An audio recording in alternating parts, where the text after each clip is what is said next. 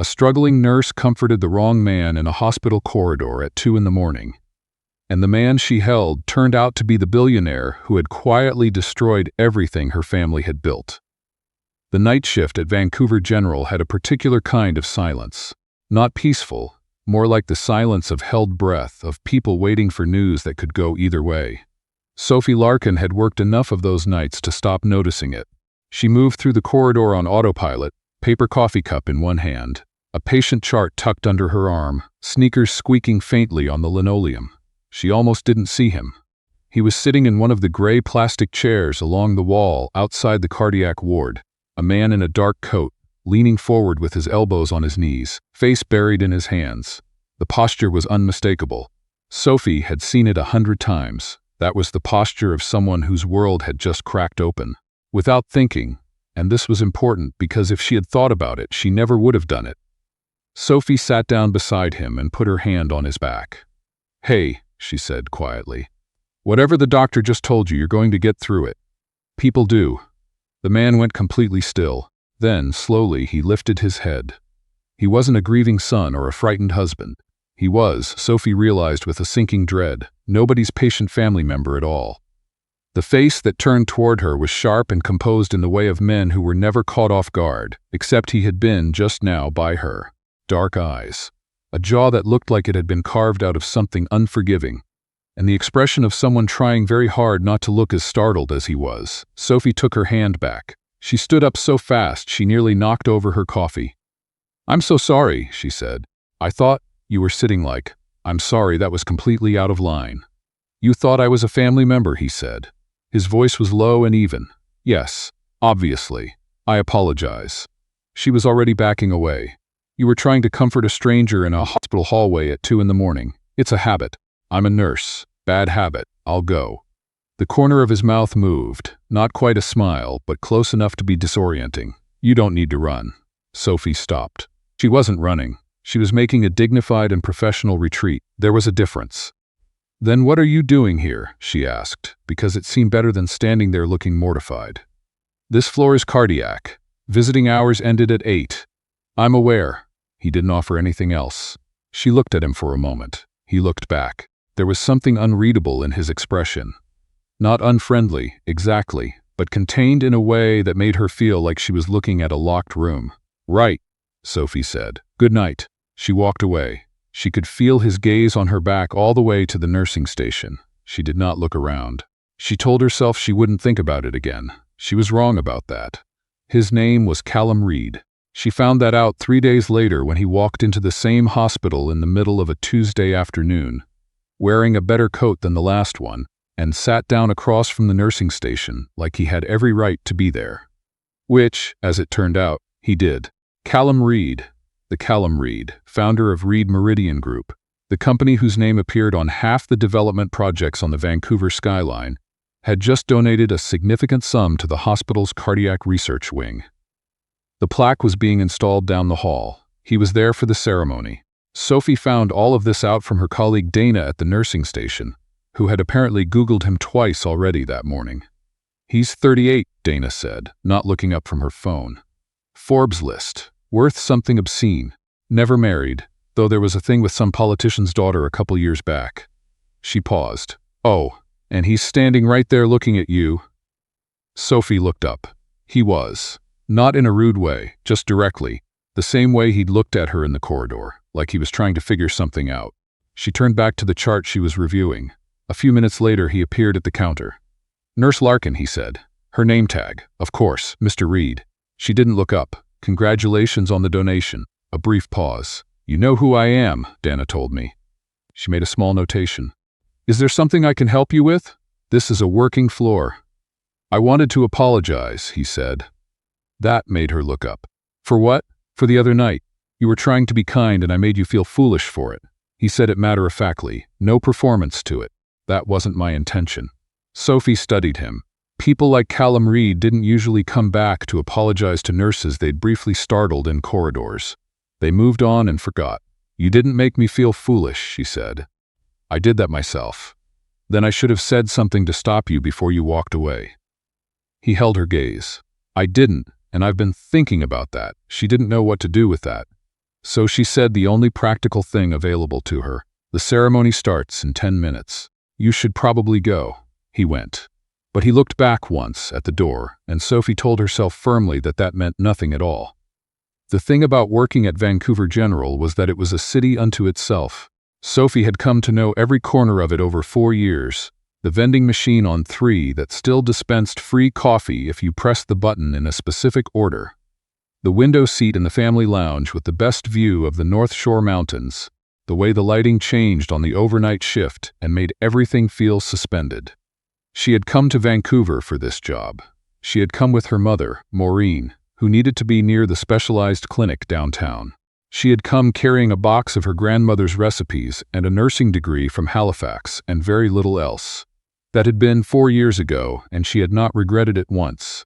What she had not anticipated was that the city would also contain Callum Reid, who appeared at the hospital 2 more times over the following week for meetings with the research team, and who stopped by the nursing station on both occasions. The first time, he asked if she could recommend a decent coffee place within walking distance that wasn't a chain. The second time, he brought her a cup from the place she'd recommended. You didn't have to do that, she said. I know. He set it on the counter. Consider it a gesture of goodwill for the corridor. You've already apologized for the corridor. Then consider it an overture. Sophie looked at him over the rim of the cup. He had that locked room expression again, except now she was starting to think it wasn't coldness. It was more like caution, the expression of someone who had learned to measure things carefully before committing to them. An overture to what? She asked. I'd like to take you to dinner, he said, if you're willing. The honest answer was that she was surprised enough to nearly drop the coffee.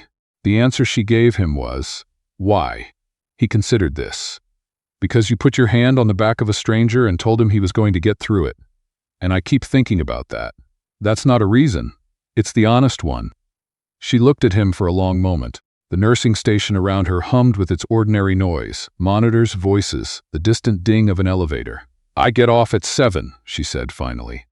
He took her to a small Japanese restaurant in Kitsilano.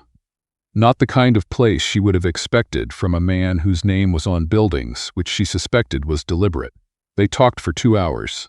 She found out he had grown up in Calgary, that he'd built his first company at 26 with a loan his uncle didn't really believe he'd pay back, that he didn't drink red wine and didn't own a television.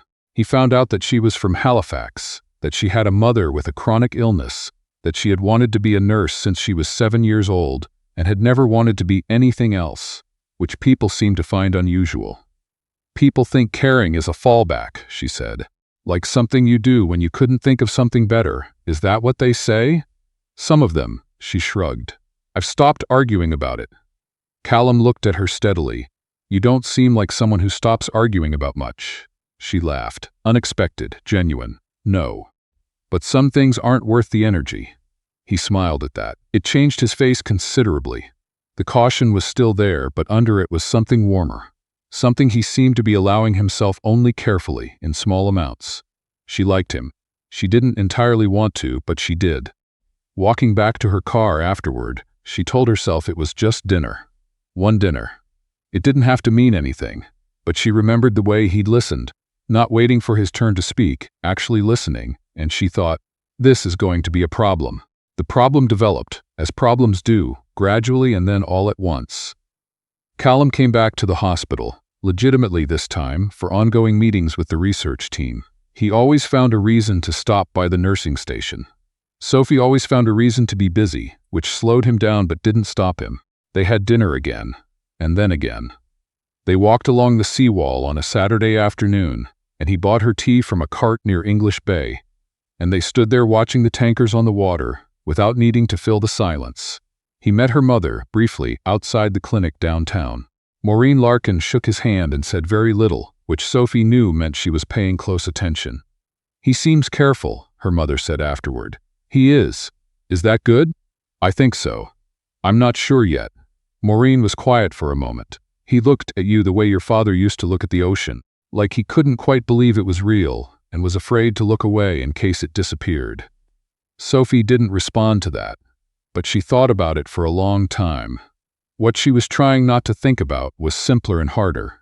She was starting to want things she hadn't let herself want in a long time. A person beside her. Someone who called to say goodnight. Someone who knew that her mother's good days and difficult days followed a pattern and asked about it without being prompted. She had built her life in Vancouver carefully, around the things that couldn't be taken away, her work, her mother, the habits that kept her steady. She had done it deliberately after years of watching her family lose things. She didn't add people to the architecture of her life casually, but Callum kept appearing, and she kept letting him, and somewhere in the middle of a Tuesday, she admitted to herself that she had stopped pretending this was casual. The night everything shifted, it started with a text from her mother. "Don't panic, but I'm at the clinic. The doctor wants to keep me for observation overnight. I'm fine, don't rush." Sophie rushed. Maureen was, as she had said, fine, stable, resting, slightly annoyed at the fuss. But the numbers on her chart were enough to make Sophie's stomach drop. And by the time she had spoken to the attending physician and sat in the chair beside her mother's bed for an hour, it was nearly midnight, and her hands were shaking slightly, in a way she couldn't make them stop. She stepped into the corridor to get air. She stood by the window at the end of the hallway, watching the lights of the city below. She heard footsteps. Then Callum was standing beside her. She hadn't called him. She didn't know how he knew. Later, she would find out that Dana, who had been working that evening and who had no sense of appropriate boundaries whatsoever, had texted him from Sophie's contact list.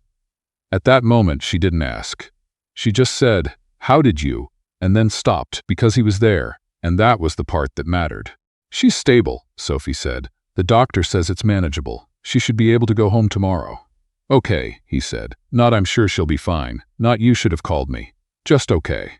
He sat down in the plastic chair beside the window, and after a moment Sophie sat down too, and for a long time neither of them said anything at all.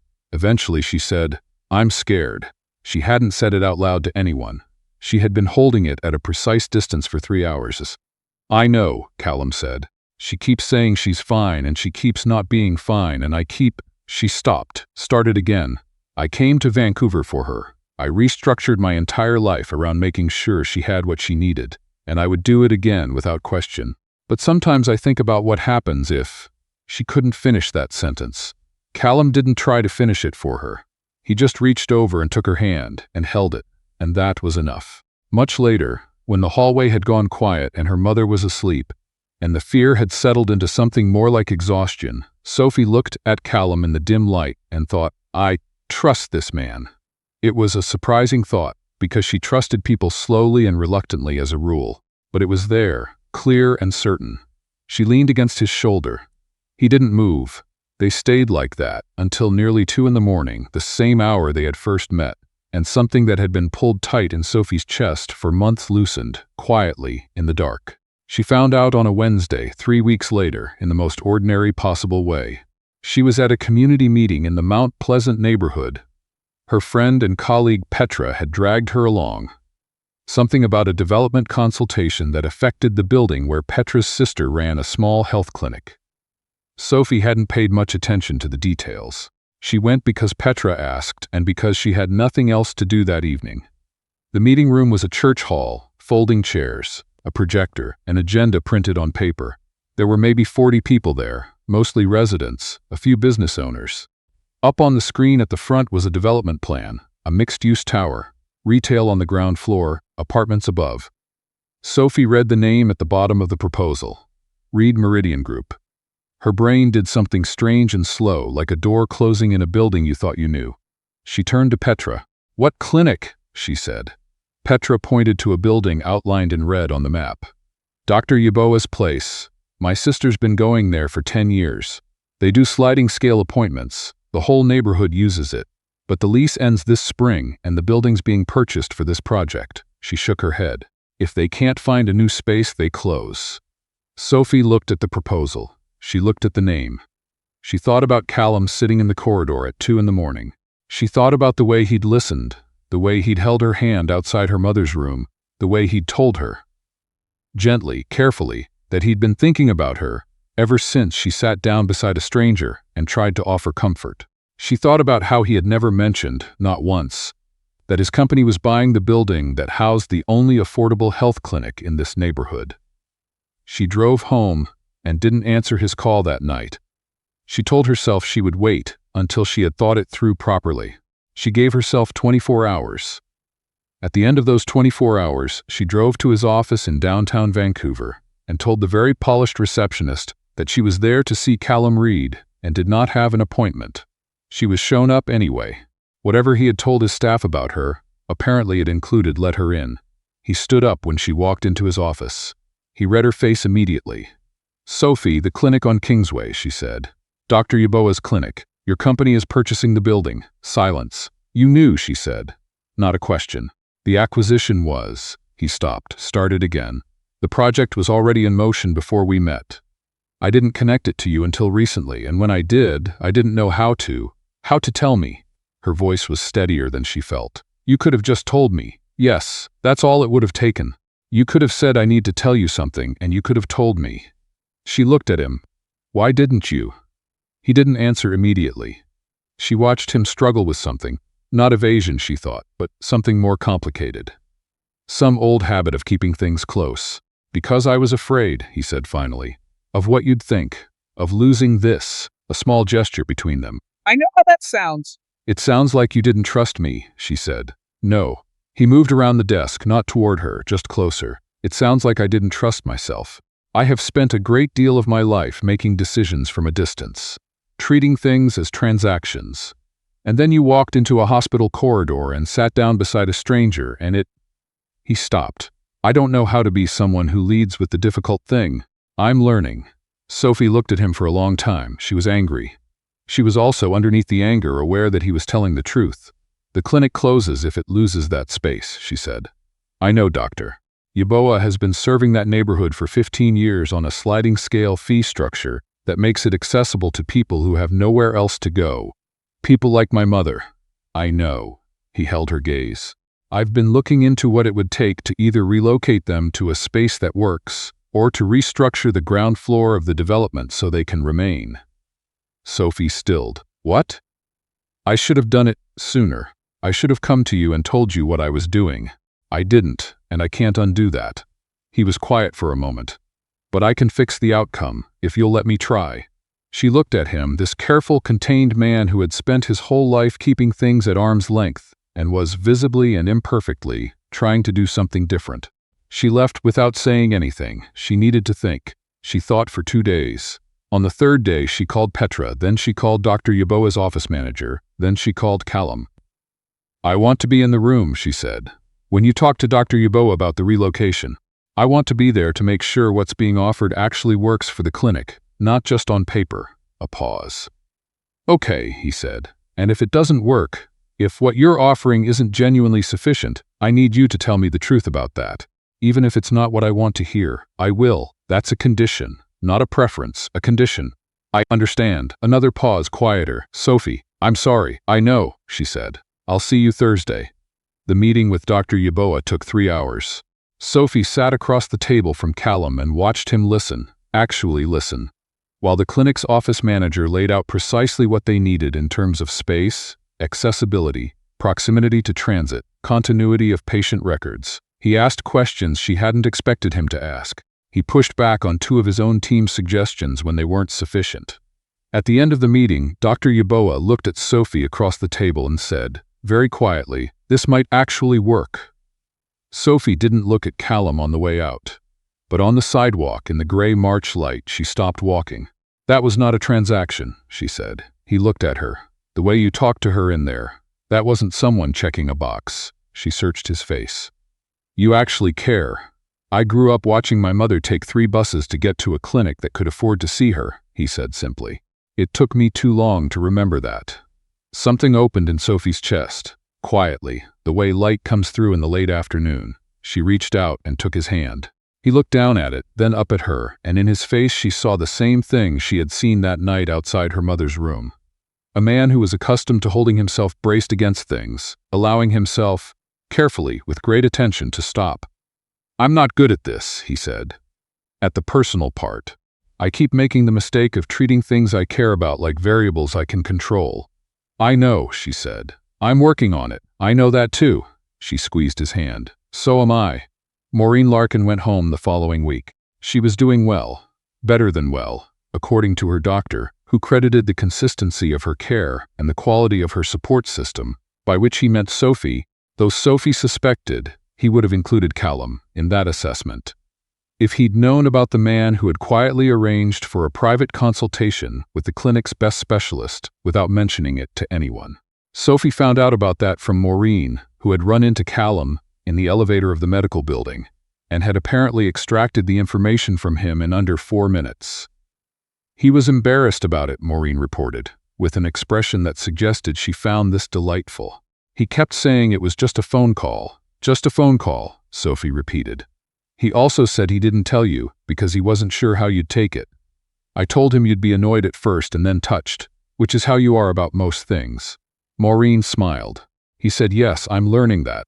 Sophie put down her cup of tea and stared at the wall for a moment. Mum, she said. I'm in trouble. Yes, said Maureen, thoroughly. I thought you should know. The clinic found its new home in June, a ground floor unit in the Mount Pleasant development, twice the size of the old space, with a lease structure negotiated specifically to keep costs at a level the clinic could sustain. Dr. Yeboah sent Sophie a photo of the empty rooms on the day they got the keys. Sophie cried a little in the staff bathroom and then went back to work. That evening, Callum took her to dinner. Not Kitsilano this time, but a place he'd found in East Van, small and warm, with candles in old jam jars and a menu written on a chalkboard. This isn't your kind of restaurant, Sophie said. It's becoming my kind of restaurant, he said. She looked at him across the table. The candlelight made him look softer, or maybe that was just him lately. The caution was still there, but it had shifted, become less of a wall and more of a deliberate slowness, the kind that came from caring about what you were doing. I want to ask you something, he said. Okay. He didn't reach into his pocket. He didn't produce anything theatrical. He just looked at her directly, the way he always did, and said, I want this to be real. Formally. I want you to know that this isn't something I'm holding at arm's length or managing from a distance. I want it to be the thing I'm building toward, if you're willing. Sophie looked at him. That's not technically a question, she said. Sophie. The corner of his mouth moved. Will you be with me? Properly.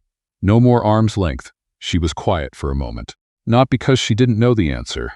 She'd known the answer for weeks, if she was honest, probably since the night outside her mother's room.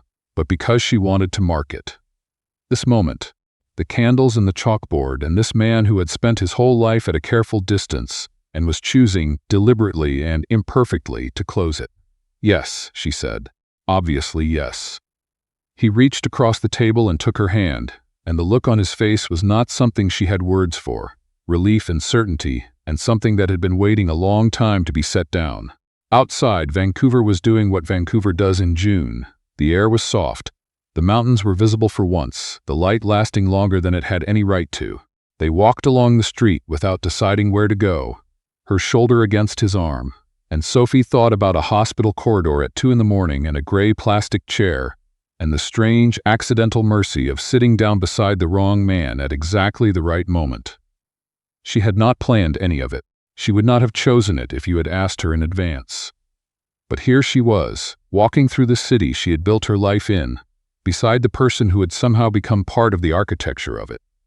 And she could not, for the life of her, imagine it otherwise.